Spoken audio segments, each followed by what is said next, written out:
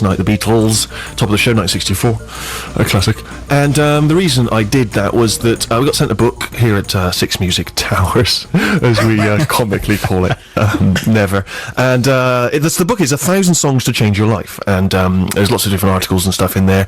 Basically, it gave us the thought, why not, as we've got nothing else to talk about 1,000 songs to change your life. And later we'll have a contributor who's contributed to the book coming and chatting to us. But also it's given us an excuse to play songs that in some way changed our lives. I don't want you guys to tell me yet what those songs are. I think that'll be a big thrill for regular listeners. We'll drip them in during the course of the show. But a reason I played the Beatles, and I'll also play a few more as well, is because the Beatles very much a formative influence on me, as many people, of course. My parents never really listened to music around the house. They found it tiresome, too much effort to put a record on. Wasn't even background music, just didn't really exist. No Top of the Pops in my house. Not sort of, no reason. No, they weren't appalled by, the rude rock and roll content. Just weren't interested. And so I was very much left to my own devices to discover music. And once I was helping out with a school bring and buy sale. I'm not going to lie to anyone. And a stack of records got deposited to sell on the stall. Hang on a minute, I thought, ding dong, here's a good way of just pocketing these myself and not actually selling them for the school charity. There was a whole heap of stuff, one of which was A Hard Day's Night by the Beatles. I thought, I've heard of them. Played it, had a scratch on side 2, so never really got into that. But side 1, Hard Day's Night, all the others. And that really genuinely got my love of music kick-started. And for a long time, the Beatles, really my number one interest. Read all the sort of biographies of them, knew a lot of boring Beatles trivia. I'm sure there's a lot of people listening now, so that's the reason I play that. Will be playing some others later, and also be finding out this gang. And it seems to me, what a perfect opportunity to allow the listeners to contribute to this fascinating debate. Songs which changed your life in some way. You maybe have got a droll anecdote to accompany your choice. You can get in touch with us. There is a button I can press, isn't there? Is it that one? Yeah. Do I press that? Yeah. Text us on 64046 or email stephen.sixmusic@bbc.co.uk. Let us know what the song was that changed your life and the reason for that change, and we will read it out if it is amusing or interesting. So good luck to you. I'll just give that information again. Text us on 64046 or email stephen.sixmusic@bbc.co.uk. Alright, we've got to take care of some other important business after we've heard from El Milano.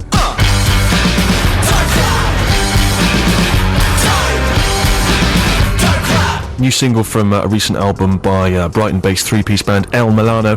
The album is called Acres of Dead Space Cadets, and that track, Laughing All the Way to the Plank. BBC Six Music. Six Music. Steve Merchant, the Steve Show, BBC Six Music with me and my gang, and we are talking today about songs that have changed our life in some small way. Rufus, before you tell us about the song that changed your life, I mean, I've got to, riddle me this. Why are you wearing a suit and tie? I know you're a posh fella. Well, Steve. Oh, hang on. Let me turn your microphone up, because, it's useful to people. Well, you and I wear suits a lot on the air, don't we? Yeah, I mean, partly to propagate the myth that we actually broadcast in dinner jackets, like Yes. the old days of the BBC, but also because you're usually on the way to an awards ceremony of some sort. Or some kind of high-class event, sure. And I just like wearing a suit. Of course you do. Of course Yeah. you do. It's in your blood. And I wanted to suggest to the listener that I don't know if it now would be a good time to talk about it. Why about not? Suits. I think we can assume that every male listener out there needs a suit. Everybody needs one suit. Yes. You've got a court appearance, you've got the funeral, Yeah. wedding, Exactly, the yeah. graduation line. We've got the student listeners. And I think there are various kind of grades of suit that you can go for. You can go for the kind of cheapest chips, kind of 5, 10, 20, 30 pound suit, which is a very good idea. Go to a Where vintage the hell do you find that? Go to Oxfam or vintage. Oh, vintage okay. place like that. You Don't get- Asda sell a suit for about a fiver? I think they probably do actually. Yeah. But I wouldn't go to Asda. I'd keep very, very second-hand vintage. Okay. Maybe even eBay, something like that for your Interesting. suits. Your second less cheapest option for a suit is your kind of Mr. Buy Right. Your high street, very, very cheap. I wouldn't advise that. I got some very good advice once, which was never to go for the second cheapest wine on the menu. Yeah. Go for the house wine, but don't go for the second cheapest. Okay, Because that's okay. what everyone does to try and impress their date. Sure. And it's usually much worse wine than the house wine. Interesting. Interesting. So I don't quite know how that correlates with suits. It's a go good for bit of wine information. Let me make a note of that. Write that one down. Yeah. Got So you're that? saying don't go, because for instance I probably got my first suit in Burton's, Yeah. as I'm sure a lot of people did. Burton's not so bad. I'd say either go for the very cheap option or go for the third, fourth option, which is a bit of a leap to the Right. kind of the Ooh. 150, 200 pound mark. Does Argos sell suits? I don't think they do. That would be that's a would whole be- avenue they that should would be right explore. there. So you've got, I reckon, around the kind of 200 mark, you've got your high street sales, you've got your Reese, your Topman, Sure. Burton kind of sales, like that.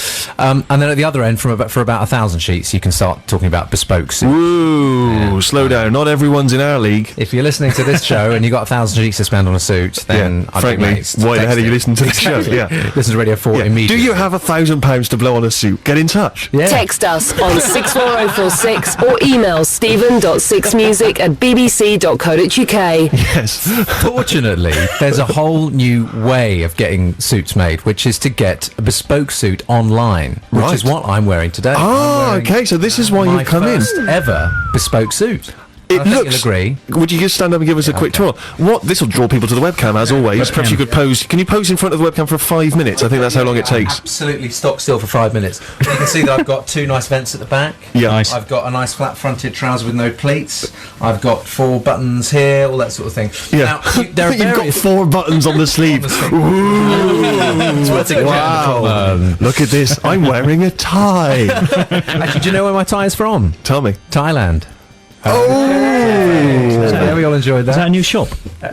Oh, poor. Sorry. So basically, this is from. There's a company called A Suit That Fits. Wait. Yeah. Are you being paid by this suit company to No, flog no, this no, suit no. online suit service? Absolutely not. Right, because we should make it clear now Yes. that, as a struggling actor, I suspect you're probably taking backhanders left, right and centre, aren't you, on this programme? Oh yeah, no, absolutely. Yeah, absolutely. sure. But I'm not in saying- this instance. Yeah, no, not in this instance. Sure. There's various companies out there, and I will name several of them. Thanks very much. just to it's but you can get your measurements done and you put them in yourself, Right. and then you send it off to, I presume they send off to the Far East. Yes. So I think So that's you're wearing a sweatshop suit? No, This I'm is what wearing- you're advocating. I'm wearing a suit made by a well-paid tailor in the East who's being paid by a Western kind of client Right. to make a suit. But that well-paid tailor in the East is then getting that work outsourced to perhaps 3 Korean children. Is that what you're telling I us? don't think so. No? I, Think I, of the I carbon haven't footprint. got cast iron proof.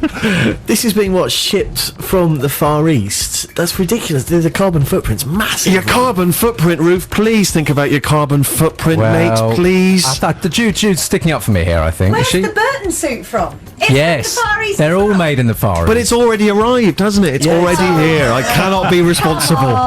It's already in this country, so I'm So just. all I'd say is I'm encouraging people, if you've got 200 notes to spend, then put bespoke tailors into Google. And this is from a company called suitthatfits.com. Oh, there are others. Are there others? Dresstokill.com, This just looks outrageous. mastertailuk.com. They're Right. all very, very good. So getting shut down. We are so getting shut down. This is an absolute disgrace. But all I'd say is don't go to the high street, go online to get your suits done, and then get a bespoke suit because it's a fantastic thing to have. Do what Harry does. He works in the bank, borrows them off his dad. Where do you get yours from, Harry? Well, no, what I do, because I have incredibly powerful thighs, like Fatima Whitbread, what I have to do is, obviously, I go through the suit trailers quite quickly, because you have to wear them every day. You're on these horrible seats that are all scratchy.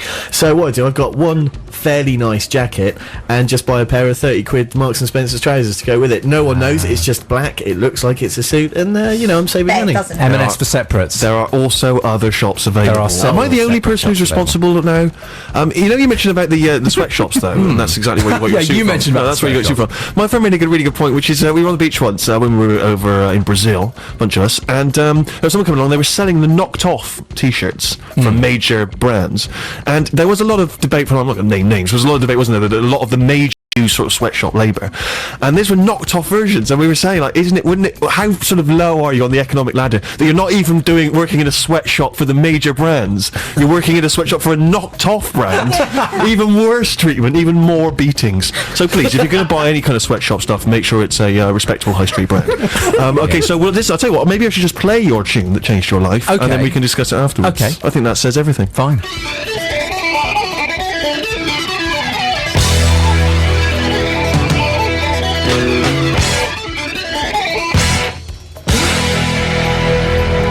What a preposterous piece of music. It was the piece of music that changed Rufus's life, and that's what we're compiling today. And what was it, Ruf? That was Spirit of Radio by Rush. And is there a story attached? They really threw everything in the mix. They there, really didn't they? did, didn't they?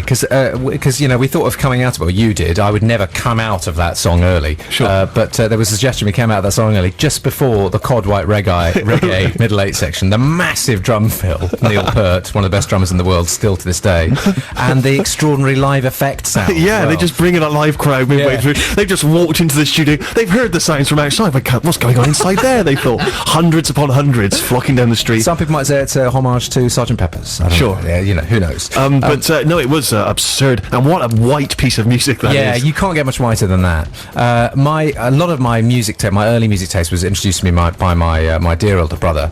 My obsession with Pink Floyd, Simon Garfunkel, The Eagles, and Rush, bizarrely.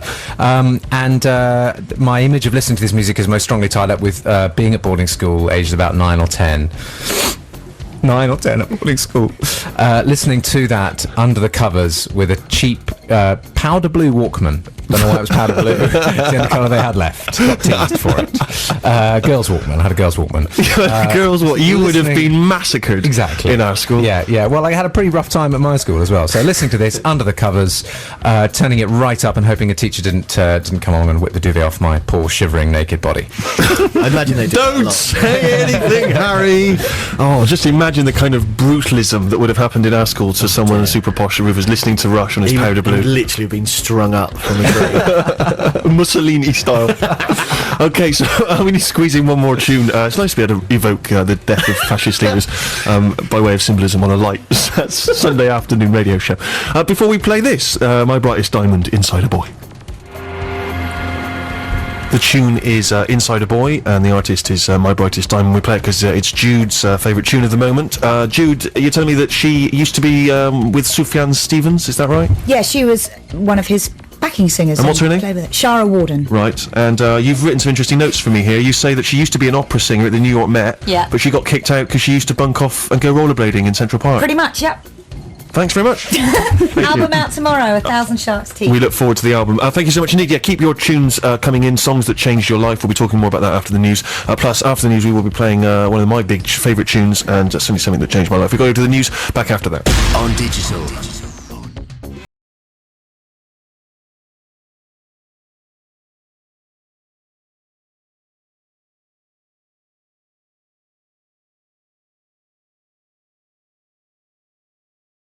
I got no system of reference. It all falls apart. It's like, well, you know, you're insane. You're a person of no passion, no soul, and I'm great.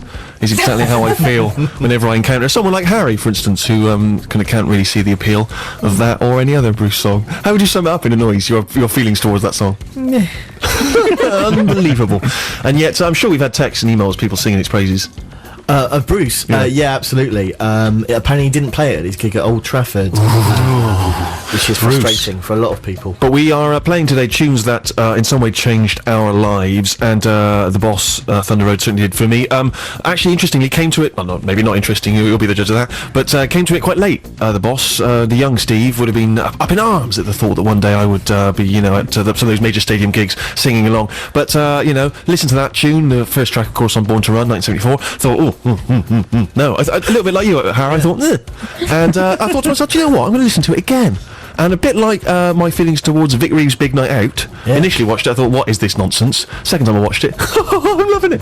And that's exactly how I feel now about Thunder Road. And it's just grown in my estimations. The more you listen to it, the more you realise just how extraordinary it is put together, and how it builds, and how it's just so cinematic. And that final line when he declares, "It's a town full of losers and we're pulling out of here to win." Oh, goodness me. I've always wanted to make a movie of that song. Is that, it's maybe that's, I don't mean, you know, I don't mean literally, I just mean a film that can invoke the spirit of that song. What about some West End musical? Perhaps Do you know featuring what? all of Bruce's hits. I genuinely would love to see that. Yeah, it's called, what would it be called? Born to Run? I think so, yeah. Born to Run I in the just- USA.